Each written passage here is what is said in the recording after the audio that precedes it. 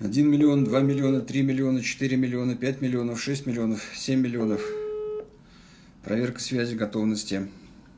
О, ребята, вот смотрите, вот это вот Бронислав. Вот он. Ох, как интересно. Ты видишь, да? Я себя вижу, да. Классно. Вот мы с тобой будем так разговаривать. Вот, я тебя так вот показываю. Ничего страшного. Все, давай, поехали. Давайте мы... Бронечка, я рад тебя видеть. Это вот первое, что я хочу сказать. Это прекрасно. И я тоже тебя очень рад видеть всегда. Вот, спасибо, Бронь. Спасибо, солнышко. Вот. Вот. Значит, ребята, значит, о, видишь, Бронь, тут уже тебе прям добрый вечер, присоединились, там все тоже, все рады, все кричат тебе здравствуйте. А в чем дело-то, Господи, позвоните, все время я отвечу вам по WhatsApp, это еще, мы так общаемся. Ну, по WhatsApp по WhatsApp ты можешь поговорить один на один, а тут уже 180 человек. Уже 182 человека. Видишь, что там вот видно в уголке? Там знаешь, ты понимаешь, когда ты Симонов писал, увидеться, это здорово, а писем он не любил. Поэтому вот... Хорошо.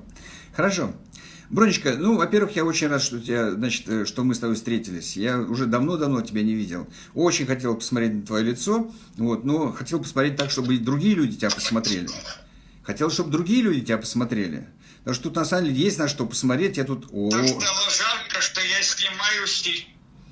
Ну, конечно. Так стало жарко, что я снимаю себя. Буду накрыться. Сейчас, минуточку. Ну что, я очень рад, что все собрались. Как здорово, что все мы здесь сегодня собрались. Это хорошо. Ребята, представляю вам Бронислав Храпкин, исполнительный директор. Значит, в организации Фадеевых. Вот, значит... Которых и сам привел. Да. Вот. Сам привел в Oriflame. Вот, и на самом деле, как сказать, он очень-очень большую роль сыграл в Oriflame, просто он, как это объяснить, исполнительный директор, он брал премии, которые Oriflame завоевывал. Вот помнишь, когда вам над Бразилией дали вертолет, чтобы как награда за то, что вы там выполнили какое-то условие? Золотой значок с бриллиантами. И прямо вот вертолет в их распоряжение подняли и начали кружить. Где это было, Брань? Это было в Панаме, и переводчиком был Магнус, и летчик. И мы баражировали над Панамским каналом. И Магнус говорил, как здорово, что вы есть, ребята. Когда бы я, сын крестьянина, поднялся так и баражировал над этим каналом. Вы мне показали мир. Во как. Это был День России. 4 июня. Какого года, Бронь? Ой, ты знаешь, я не знаю, когда Колтон у нас, какого года, когда закрылся он бриллиантом, а там входило как раз в условие, что кто-нибудь закрывается бриллиантов. Ну, Колтон на наше несчастье закрылся. И мы вынуждены были усердно вкалывать. И мы сделали это единственное в мире. Да, это были единственные в мире. Это был единственный результат в мире, ребят. Понимаете, дело в том, что на самом деле на весь мир был объявлен, как называется, конкурс, не конкурс, вот, соревнование. И победитель должен был получить золотой значок с бриллиантами и вот этот вот полет над Панамским каналом. Вот Бронислав его выиграл. Вот. Значит, его организация, ребята, раскинута по всей России. По всей России его директора. И очень успешные, очень дорогие директора. Потому что у него в Казахстане 2 исполнительных директора и 1 президент. У него по России куча этих самых исполнительных директоров. Сам он исполнительный директор. Вот. Он был на всех конференциях Oriflame. Вот. Причем, когда он пришел в Oriflame, он был уже довольно-таки зрелый человек, до этого у него был опыт работы. Вот. Я начал рассказывать о том, что ты в Африке работал еще в советское время, и там получил все болячки, которые можно было в Африке получить. Вот. Ты человек щедрый, там не мелочишься, уж если болеть, так болеть. Вот. Потом в его жизни как-то столкнулась с Гербалайфом. Что вам? Алло. Да. Вот, я начал рассказывать просто про то, что ты в одно время работал в Гербалайфе. Вот, на Гербалайфе он сам себя вылечил, полностью вылечил. Вот, и сказал, что я любого человека могу поднять на ноги с помощью вот этих вот продуктов, но, говорит, никогда не буду зарабатывать деньги на здоровье других людей. И ушел в Oriflame. Вот так вот у Бронислава такая вот подход такой. Ты понимаешь, Володя, немножко ушел, это не то слово, я его выстрадал. Я эту компанию не просто пришел, не просто нашел, я ее выстрадал. Я знал о ней с 1980 года, когда мне не отпустили продукцию компании Oriflame в Березке. Это была единственная косметика, которую я хотел подарить жене. Она была единственной просто, другой я не знал. Не было. И мне не дали, потому что не те чеки были, не с полосой Д, с дипломатической. И вот у меня осталось в памяти слово Oriflame. Вот с 80-го года я лелеял, чтобы эта компания пришла, чтобы я наконец смог купить это.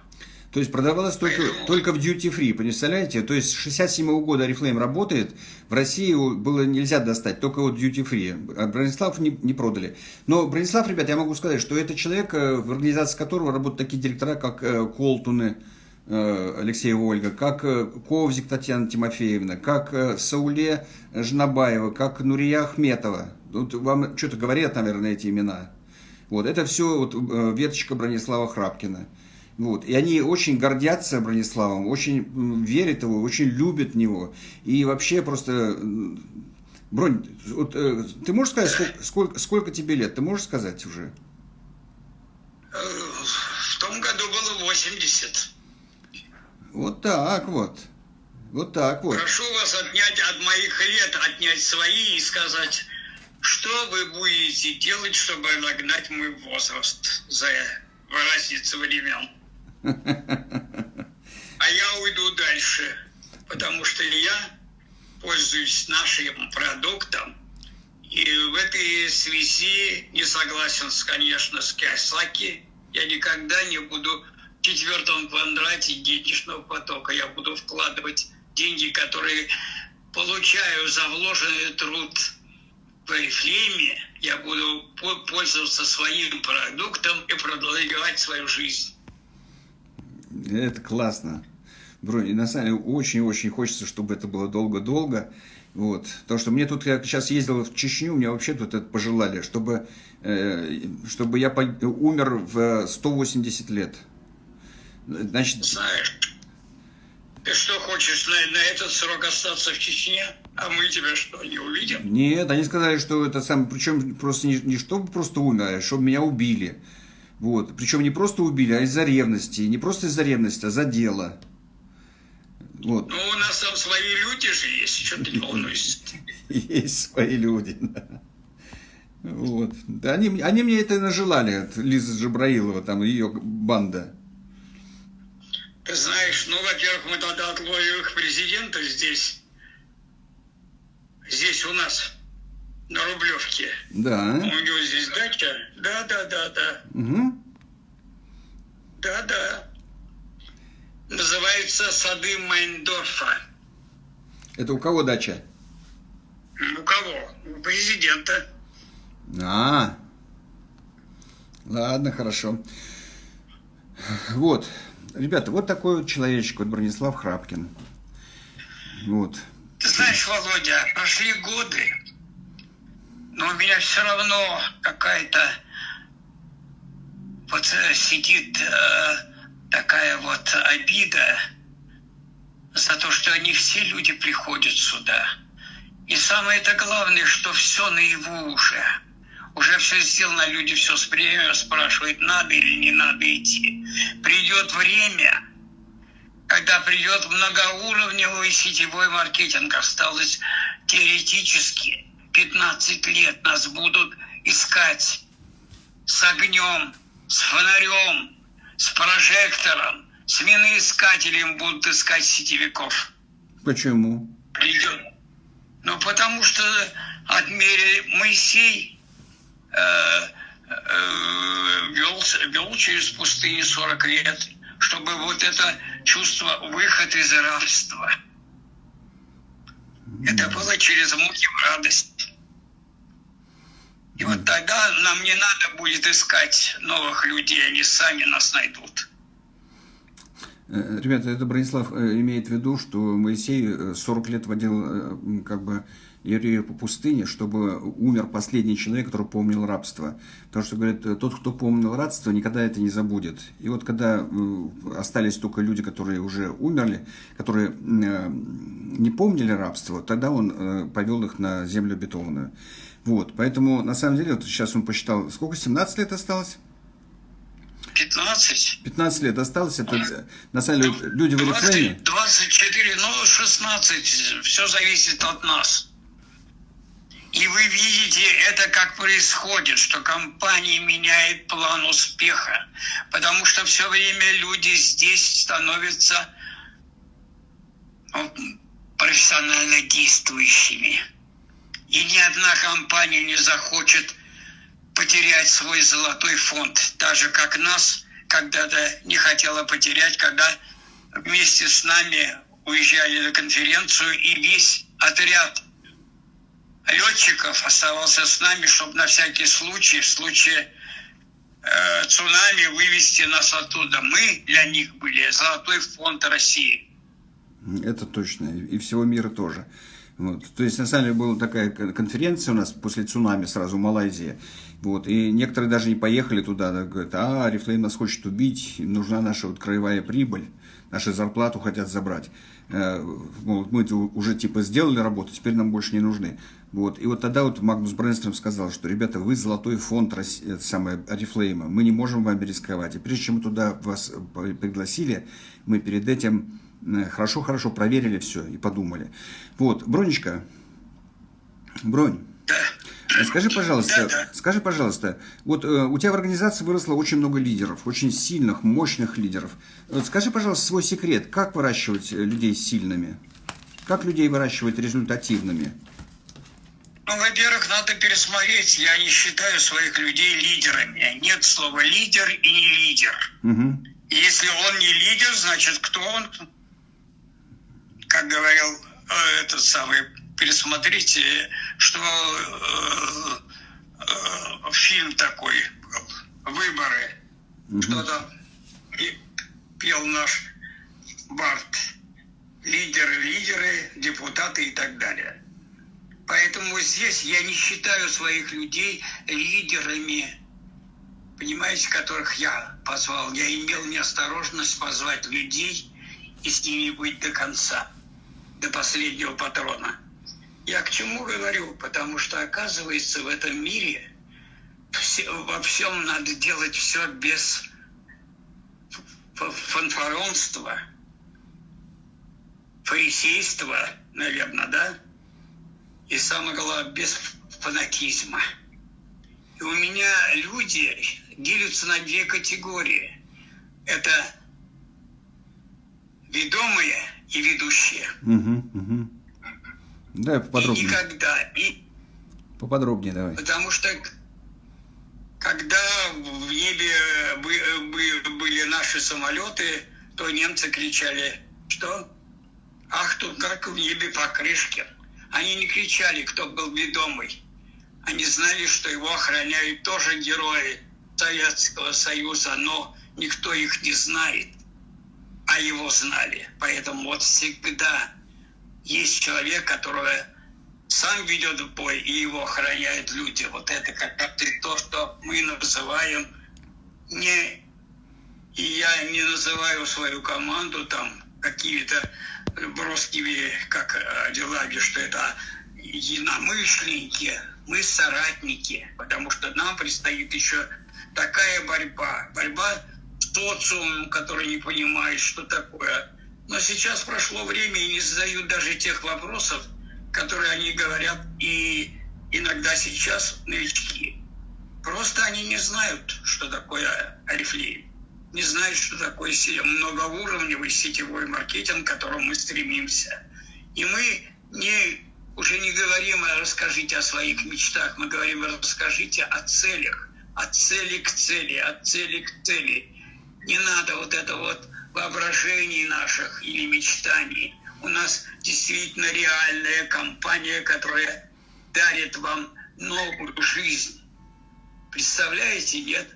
Я уже стараюсь не ездить в страны, где я был, потому что я уже забываю, где это, Португалия или Испания. Испания или это Малайзия. Поэтому стараюсь уже в свои годы не тревожить душу, потому что я воображаю, что там может быть. И какие-то памятные поездки, конечно, запоминаются. Но мне запоминаются те люди, которых мы называем наши ведомые наши. И я не могу забыть Тамилу и буду всю жизнь помнить о том, что она сделала для России. Вот это очень важно. Потому что есть люди, которые клялись ей в любви и почему-то забывают. Поэтому есть люди, которые будут помнить всегда хорошее. И мои друзья, которые приезжают сейчас в Звенигород, и Василий, вы знаете его, да? Какой? И Чуикин. Да, и очень многие приезжают, строят свои семьи. И я думаю, что здесь после себя я обязательно оставлю след. Не наследить наша главная задача, а оставить след. Это точно. Могу сказать честно, Володя, сейчас я востребован больше, чем тогда. Тогда вот, понимаете, тогда не спрос было же другое время, и спрос рождал предложение. А наша компания это предложение рождает спрос. И не они идут к нам, а мы идем к ним. Вот это очень важно. И вы должны прекрасно понимать, что сделала компания. Она нам протянула соломинку в это болото, в котором мы увязли. А мы протянули руку помощи. Результат, вы знаете какой? Это ее бизнес, она привезла свой бизнес. А мы за 149 рублей негласно, ни у кого не спрашивая, получили себе должность в компании. Эта должность называется начальник отдела собственных кадров. Вот и определился наш круг того, что мы должны сделать. Поэтому это легко объяснить на пирамидах, которые нам часто задают. Это что, какая пирамида? И надо обязательно знать, какие пирамиды есть, в какой пирамиде находится наша компания, и в пирамиде ли мы с вами. Вот это очень важно. Звоните, кто не знает, расскажу. Ваше дело принять. Ваше дело сначала принять, потом понять, а потом сделать. Сделать. Не делать, а сделать. Если вы любите свои семьи, а не говорите, что только любите. Бронечка, вот как ты считаешь, что является основным характеристикой силы человека? Просто как его заставить взять свою судьбу в свои руки? Что ты скажешь на это? Володь, никого заставлять быть материально обеспеченным не надо. Не надо тянуть за собой людей, которые ничего не хотят в жизни или хотят получить эту манну небесную просто так. Через муки в радость. Через муки в радость. Как, Хотя сейчас все расписано. как делать людей сильными? Терпение. Надо знать, как они воспитывались в семье. А это все очень просто, Володь. Расскажи немножко о себе. Надо говорить сидящему напротив. И не говорить, что он для тебя это вот прямо палочка-выручалочка, как они нам говорят. Можно вас потрогать? Или можно это будущее мой бриллиантовый. Ты сам стань бриллиантовым и узнаешь, что такое все наоборот. Не это, оказывается, не постоянно и стабильно, а наоборот, с уровня бриллиантового директора уже будет не постоянно и нестабильно, а все время повышающийся доход. Мгм. Это ответ компании, на наше не просто, компания нас не унижает, она нас стала уважать и менять план успеха. И она очень много раз уже меняла его в нашу пользу. И вот последний, так это вообще подарок небес. И люди сейчас спрашивают, как приглашать людей из других компаний. Я не буду приглашать, не буду оголять компании другие, потому что они нам не конкуренты. Они нам вот как раз люди, которые помогают нам совершенствоваться. Они нам вот в помощь. Я никогда не брошу эту компанию, потому что я имел нахальство пригласить людей и повести за собой. Я не предам. И какие-то лишние там несколько тысяч рублей они мне не сделают мне погоду. Больше, меньше, но я никогда не покривлю своей совестью. Тут должны понимать. Все зависит от воспитания. Кто ты? Поэтому мы будем с вами совершенно по другой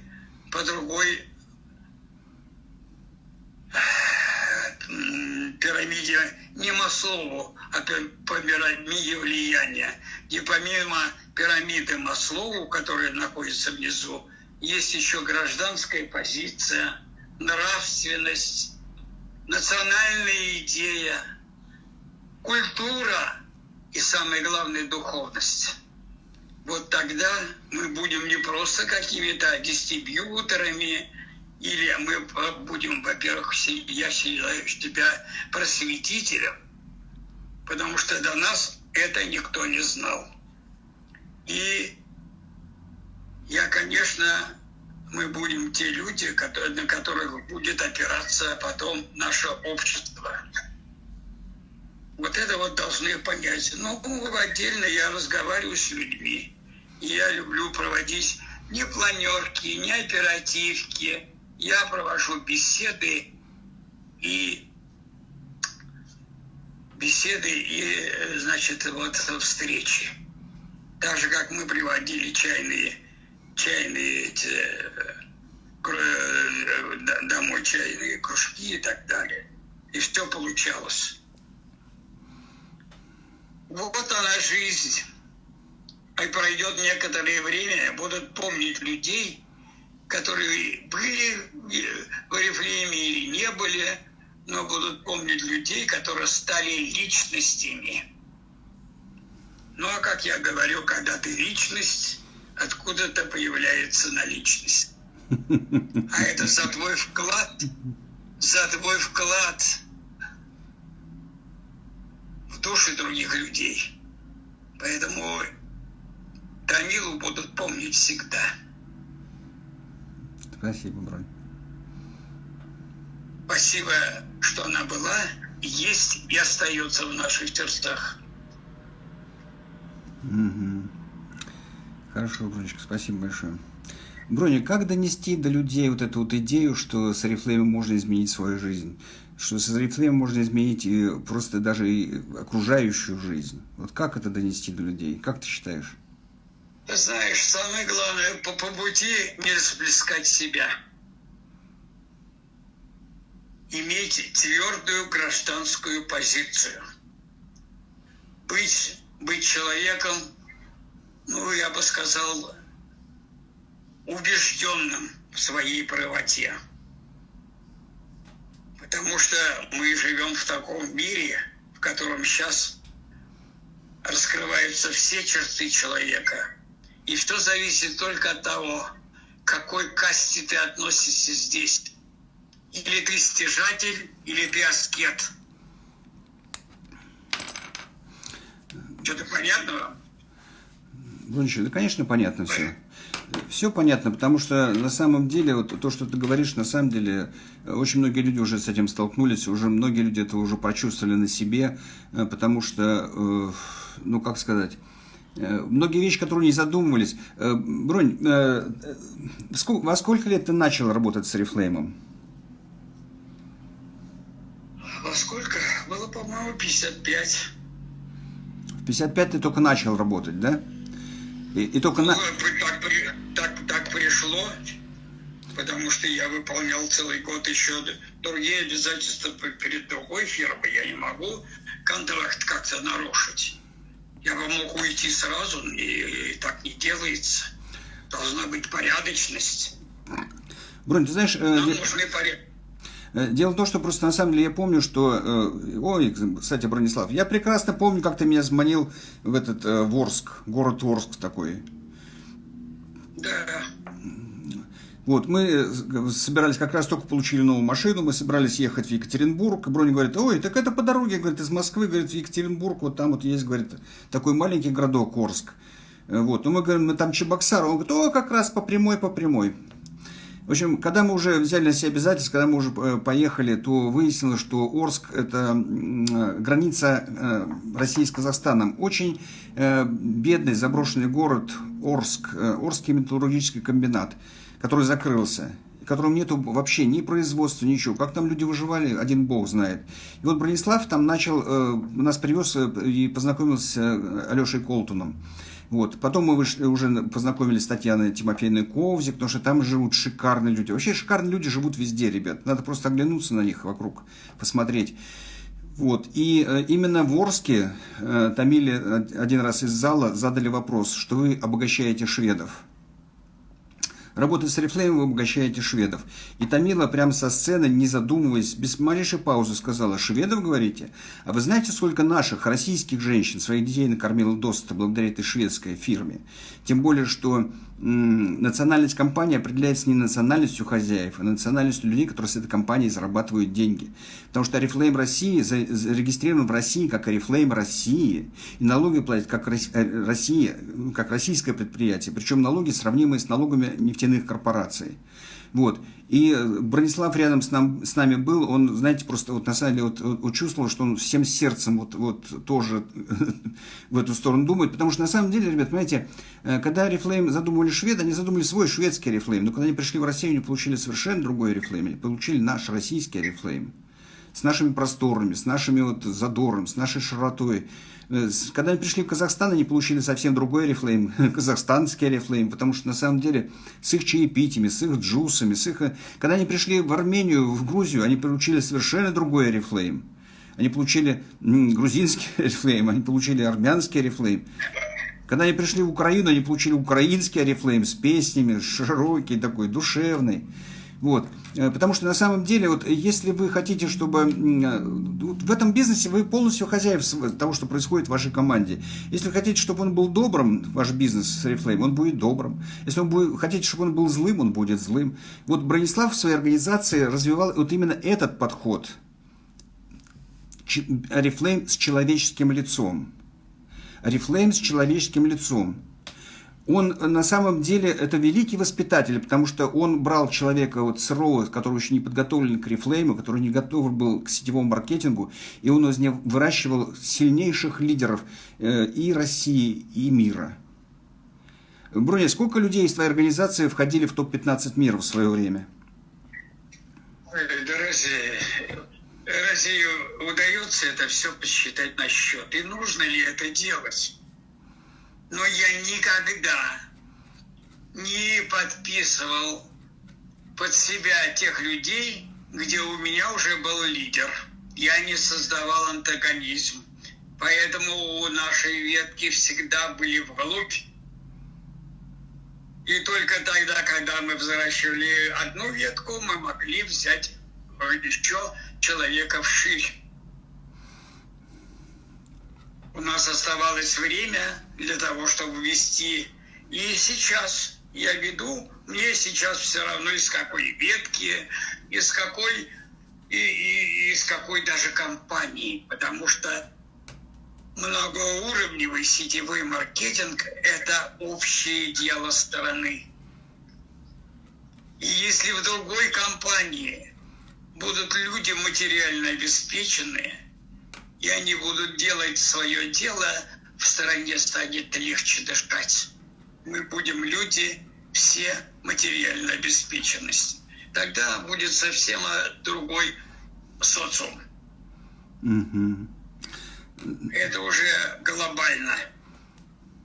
Поэтому когда-то я в Америке услыхал такой девиз: «Думай глобально, а работай тогда», они говорили, локально. Но я всегда говорил: работа от слова раб. И когда мы освободимся от этого рабства, вот тогда мы будем не свободны, а вольны. Вот это очень важно. Вольны в своем волеизъявлении. Вольные, но не бездельники. Ты согласен? Конечно.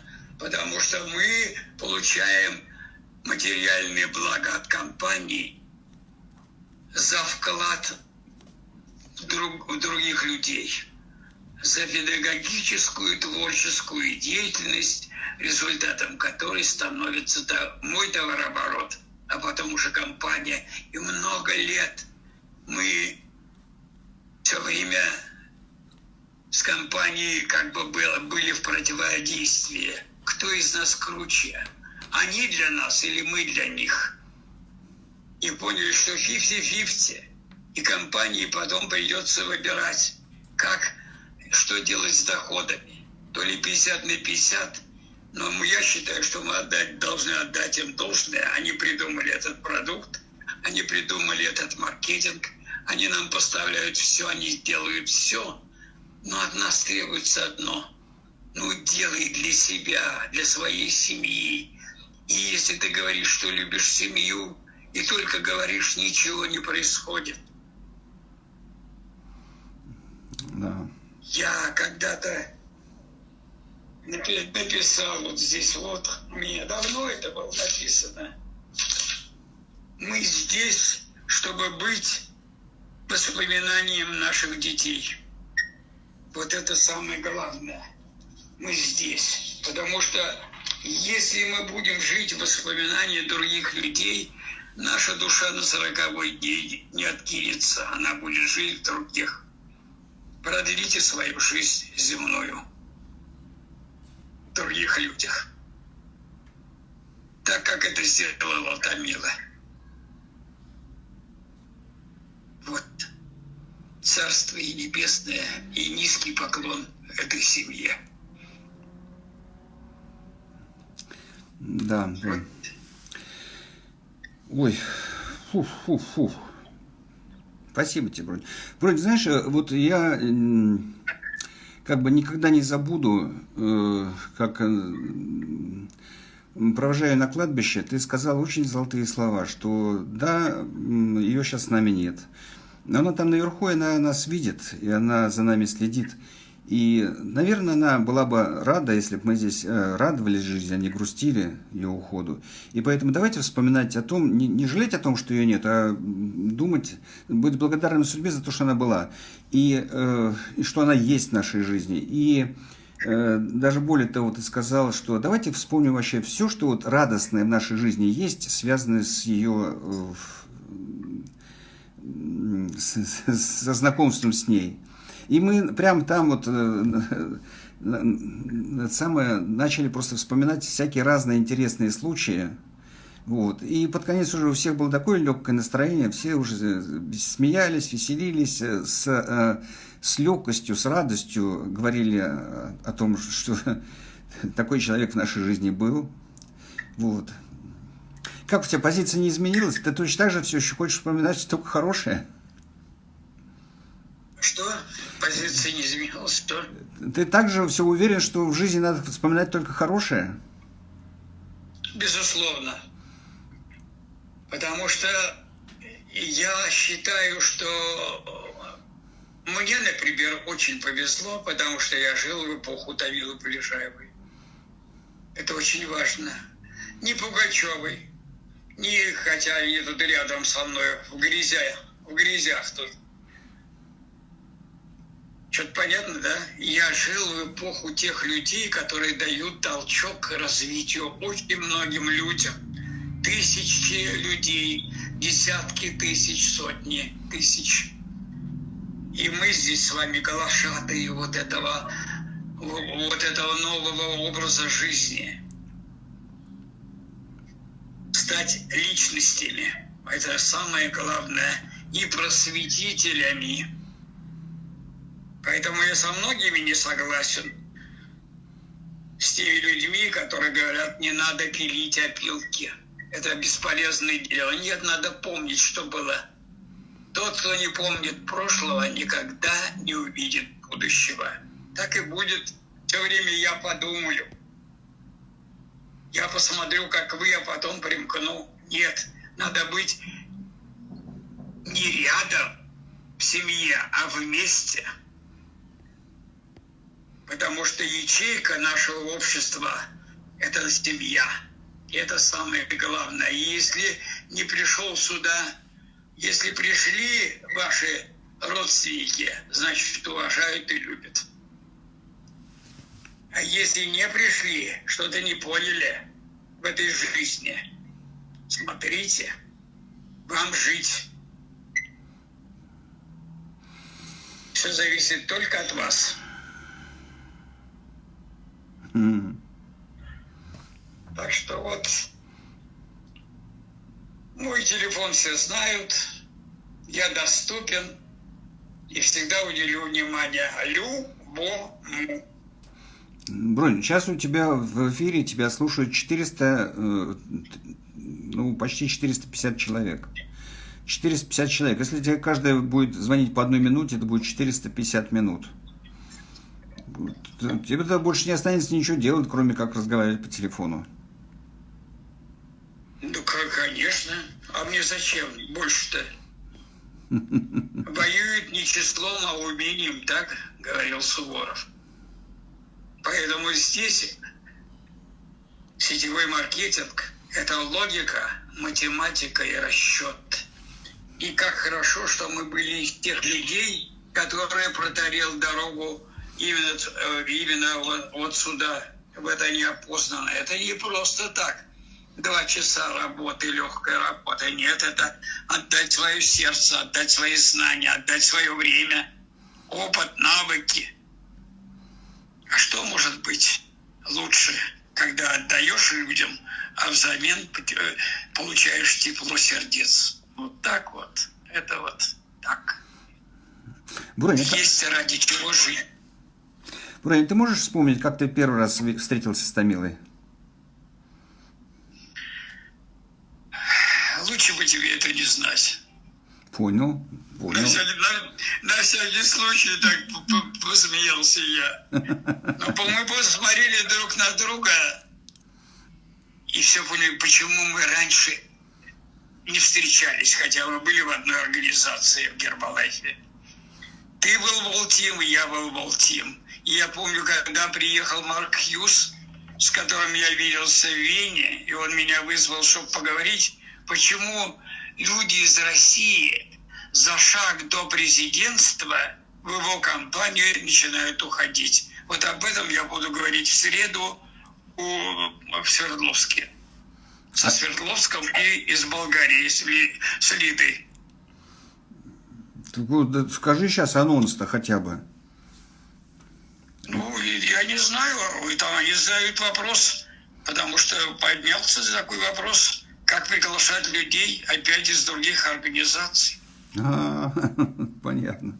Ну, Ребят, дело в том, что на самом деле Бронислав, вот я уже сказал, что после Африки он очень сильно заболел, и с помощью именно Гербалайфа, с помощью добавок пищевых, витаминов поднял себя на ноги.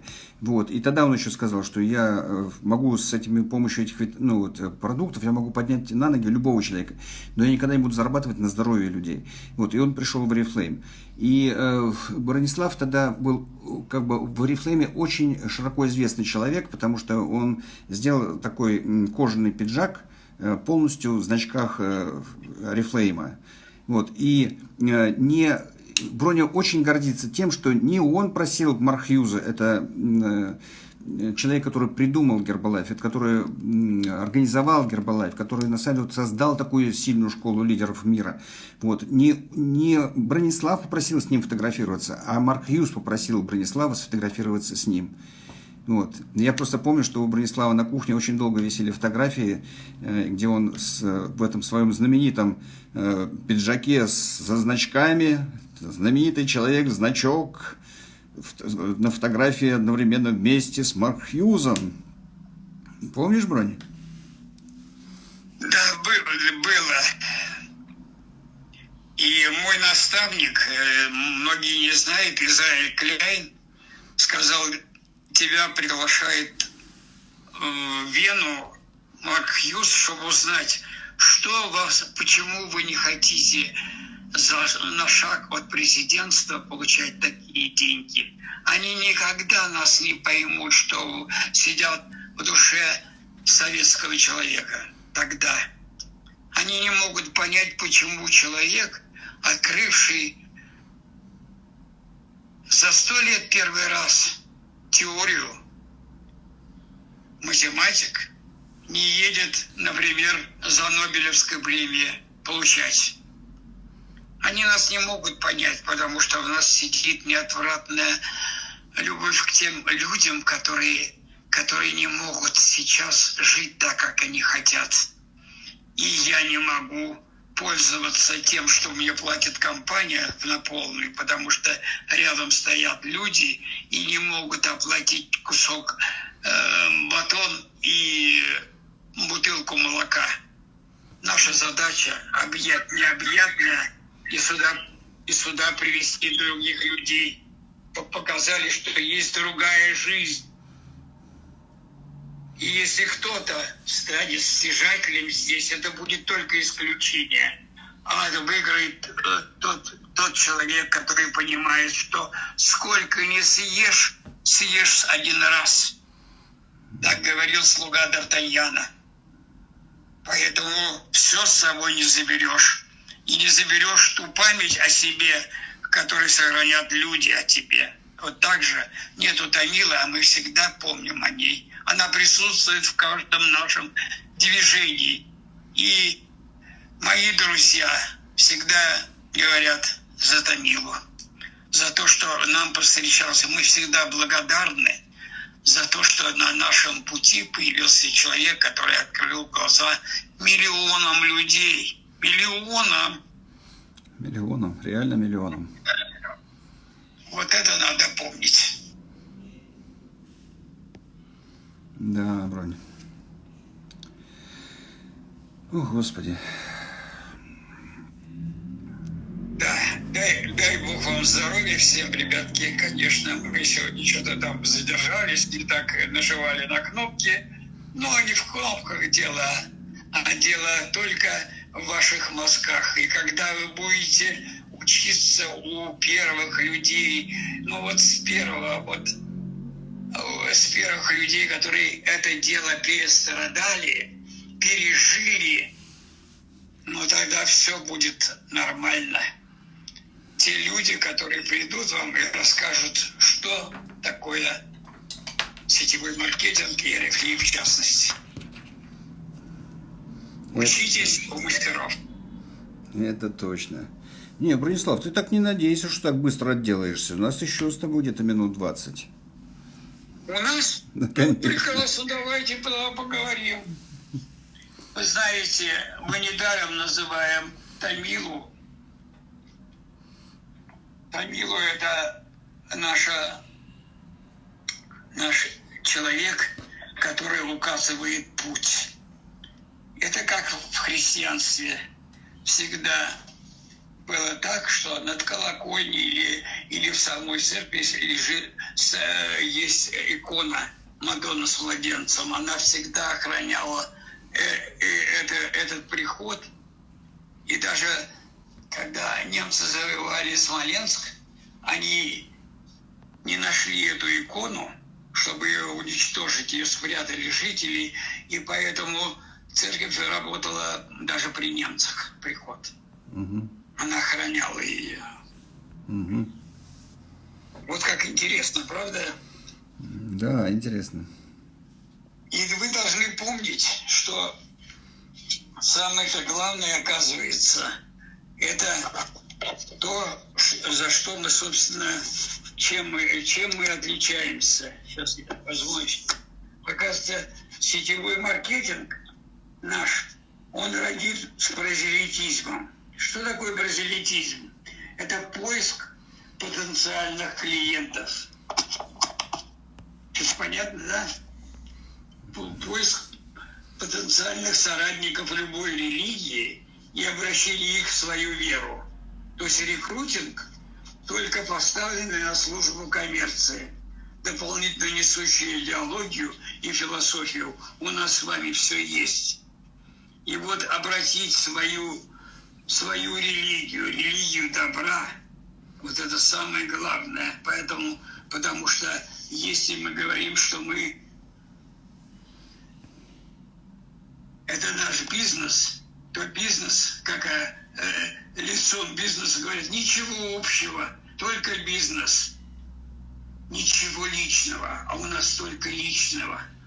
Все время личное. Это воспитание семьи, детей, материальное обеспечение, чтобы не было, мы не стояли с протянутой рукой. И мы знаем меру. Никогда в России не было людей, которые не сострадают другим людям.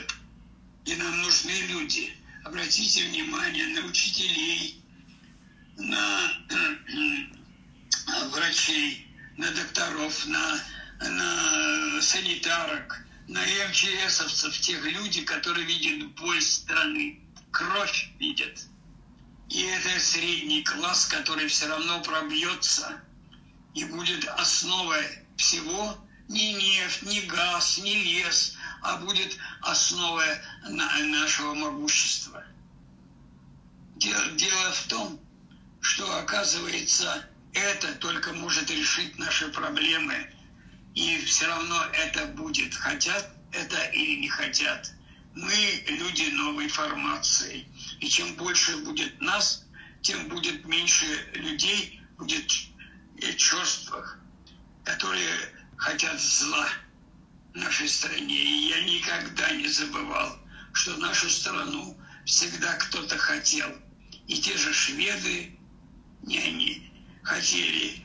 И я никогда не забывал, когда бывал в Стокгольме, я понимал, что и там люди есть, которые не желают нам. И в то же время я видел наших людей из нашей компании, наших работодателей, которые так чувственно относились к нам. Они поняли, что в России любят добро и делают добро. И поэтому с распахнутыми сердцами к нам. Помню, как на одной из конференций Магнус встал и говорит: я хочу поднять тост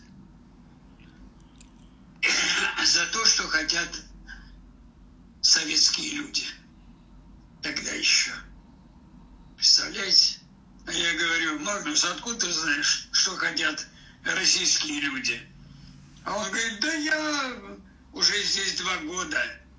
И продолжал: хочу поднять тост, свет погасили, все остались при свечах. И он говорит: за то, чтобы у вас все было, и чтобы вам за это ничего не было. Знаете, я первый раз этот тост выпил с содержанием. Мне пожелал человек, который действительно хотел. Мы тогда думали, Господи, вот бы у нас был такой президент. Но мы выбираем не таких, к сожалению. Сейчас есть над чем подумать. И сейчас мы, униженные, оскорбленные, находимся по этим разным углам, но мы не одиноки, мы с вами общаемся. Мы знаем, что будет с нашими детьми, что мы дадим им то, что сами не имели. Но нам еще надо сделать то, чтобы у них осталось то, что у нас. Это духовность, культура и, самое главное, знания. И еще я бы очень хотел, чтобы они продолжили наше начатое дело. Поэтому дай Бог молодежному движению цвести и пахнуть. И я видел это. И не стесняйтесь сделать покаяние, как я когда-то сделал перед тысячной аудиторией молодежи. Я покаялся за то, что мы, старшее поколение, оставляем в такую страну разрозненную, разбитую. И что делать молодежи, они будут решать сами, но они будут решать с подачи нас, как мы их будем воспитывать. Дай Бог здоровья вашим детям и понять, что мы выбрали не профессиональную специальность, мы профессионально действующую рабочую специальность себе, сетевик. Поэтому Классно. думайте и приходите, пока мы живы. Ты перестань. Да. Я ни о чем не говорю, потому что так еще говорил Сенека. Читайте Сенеку. Он говорил, это в 1 веке до новой эры. Ну, почитайте. Все приходит на круги свои. Понимаете? Могу вам почитать, кто хочет. Возьмите Сенеку, лунные отцы. Что-то понятно? Читайте больше. Старайтесь не отставать, и тогда вы будете вот тем интеллигентом, для которых мы и, собственно, и живем. Почему интеллигенцию мы возрождаем? Потому что это самый обездоленный народ в нашей стране. Они грамотные, но малообеспеченные. И мы придем к ним лишь только потому, что они книг не читают. Они их перечитывают. Нам нужны люди, которые обучаемые. Постарайтесь проникнуть в их сердца. Здорово, Брань. Спасибо тебе огромное. Вы знаешь, никакого спасибо нет. Спасибо, это спаси Бог вообще-то. А я просто всегда говорю, благодарю за то, что вы есть, за то, что есть и люди, которые могут обращаться, которым мы можем подать какую-то веру. Надежд никаких нет на каждого человека, а вот вера в него и любовь к нему у нас должна оставаться. Здоровья вам всем, и особенно вот людям, которые устраивают сейчас вот такие, они не могут молчать, потому что у них уже не мозги под шапкой, у них состояние ума, они не могут не говорить, потому что это давит, потому что это идет на пользу нашим людям. Наступит время, когда мы будем гордиться, что когда-то мы отдали свои годы жизни, самому интересному, что может быть. И самое главное, что получили в ответ вот эту прекрасную жизнь, когда не надо гнуться ни перед кем, не надо не говорить «ты начальник, я дурак», и это отмирает. Вся жизнь будет построена по сетевому признаку. В добрый путь тех, кто еще не начал, и продолжение пути кто продолжает этот путь. Так что вот, доброй дороги. Бронечка, спасибо тебе огромное. Тут вот просто очень много слов, которые ты, конечно, почитать не можешь, но на самом деле благодарю вас, долгих лет вам, здоровья,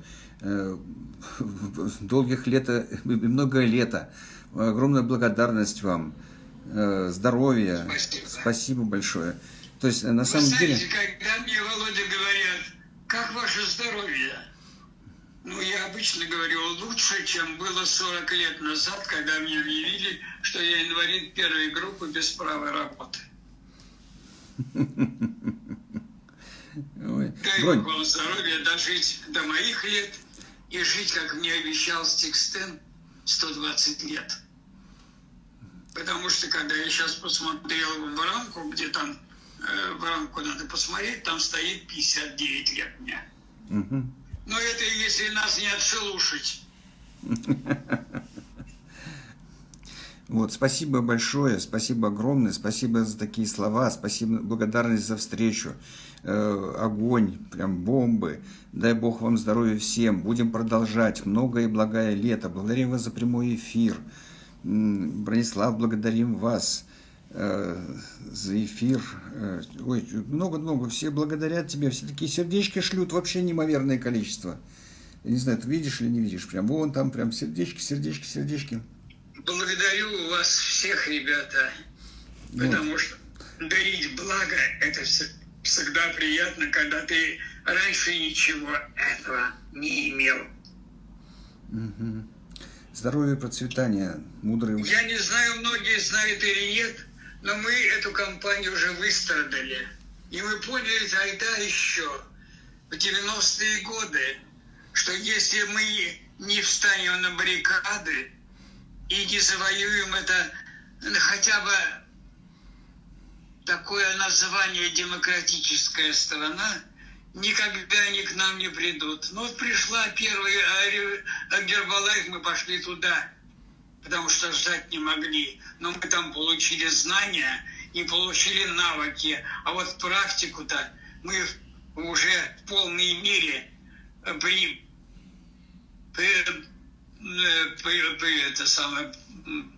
придумали только в Вифлееме. Мы пришли подготовленные. Мы знали, что мы хотим. Бронечка, вот что ты отвечаешь, когда тебе кто-то желает спокойной ночи? Я имел один раз неосторожность пожелать ему спокойной ночи. Знаешь, я всегда говорю, вы знаете, тогда давайте встретимся на кладбище.